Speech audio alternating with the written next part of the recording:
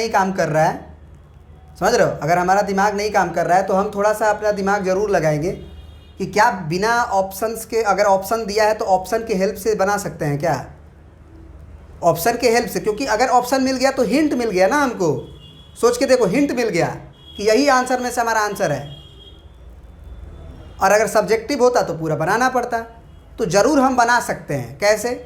तो ज़रा सोचो कि पहली बात ये बताओ कि सबके एंड पॉइंट पे देखो कि आंसर है कि नहीं।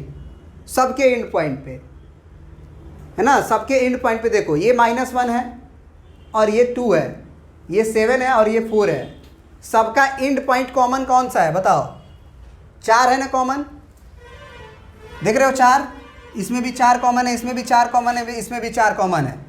4 शामिल है कि नहीं आंसर में, है ना?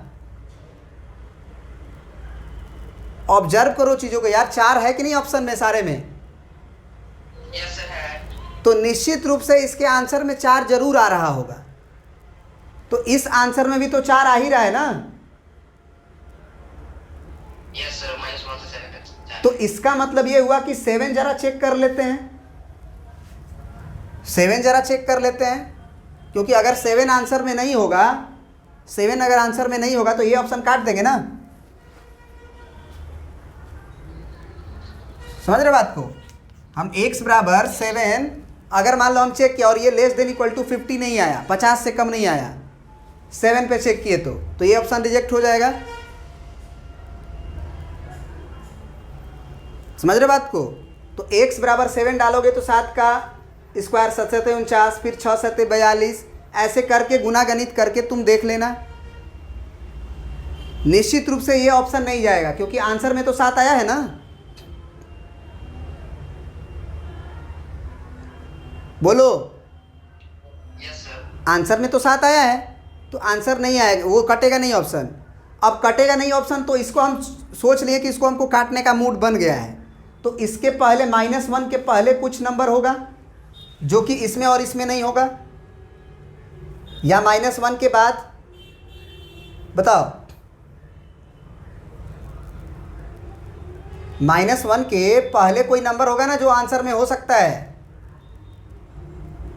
तो -1 के बाद देखो 0 है, 0 इसके अंदर आ रहा है ना। ये आ रहा है। इसमें 0 आ रहा है, इसमें पहला ऑप्शन में।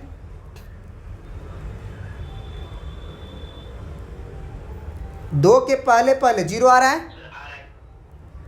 तो 0 रख के देखते हैं कि आंसर होगा कि नहीं। तो 0 रखेंगे तो आसान है, 0 हो जाएगा ये। ये भी 0 रखेंगे तो ये भी 0 हो जाएगा। तो ये 3 दूना के 6 -6 <= 50, ये तो सही बात है ना। Yes sir. तो ये भी ऑप्शन है तुम्हारा, मतलब ये भी मैंने अभी नहीं जा रहा है।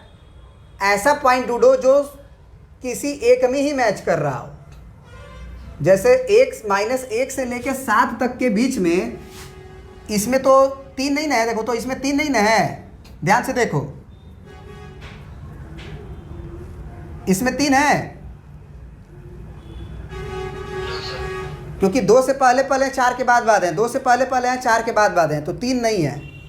तो अगर 3 नहीं है और उसमें 3 है तो 3 के लिए देख लेते हैं क्या, समझ रहे हो? 3 के लिए देख लेते हैं। ये 3 3 9 हो जाएगा, -6 3 18 हो जाएगा, अब +3, ये 3 3 9 हो जाएगा, -6 3 18 हो जाएगा और -2। तो ये बताओ कितना होगा? 18 में से 9 गया -9 और ये -9, तो -9 और +3 -6 हुआ, इंटू कितना आ गया ये -9 और -2 -11 हो गया, 11 माइनस प्लस हो गया ना जी। तो 11 छके 66 <=50 होता है। No sir. तो ये ऑप्शन गया ना। क्वेश्चन बनाते बनाते तुमको हिंट मिलेगा बाबू, बता देते। क्वेश्चन बनाते बनाते तुमको मैंने फटाफट चेक करने आएगा कि कैसे ऑप्शन को रिजेक्ट किया जाता है। इसे हम बोलते हैं ऑप्शन रिजेक्शन मेथड। तो वो भी ऑप्शन गया। अब लड़ाई किस में हो रही है? ये भी ऑप्शन गया, क्योंकि इसमें भी तो 3 है और 3 हमारे आंसर में है ही नहीं। बात समझ रहे हो कि नहीं समझ रहे हो? यस दो ऑप्शन को रिजेक्ट कर दिए। अब ऐसा पॉइंट ढूंढो जो एक में हो और एक में नहीं हो। जैसे हम यहाँ पे बोले कि -∞ से 2 के बीच में और 4 से ∞ के बीच में अगर हम ऐसा पॉइंट ढूंढे, जैसे 4 से ∞ में तो सारा आ जाएगा, 4 से 7 तक है तो, लेकिन 8 जो है x बराबर 8, क्या ये ऑप्शन नंबर पहला में है और इस ऑप्शन में है, सी ऑप्शन में नहीं ना है 8, नो सर। तो 8 पे चेक करना उचित है कि नहीं है? x बराबर 8 पे डाल के देख लेंगे कि सेटिस्फाइड कर रहा है कि नहीं। पक्का नहीं करेगा कि आंसर हम बना के आ चुके हैं ना सी, तो आंसर में 8 नहीं ना आया हुआ है,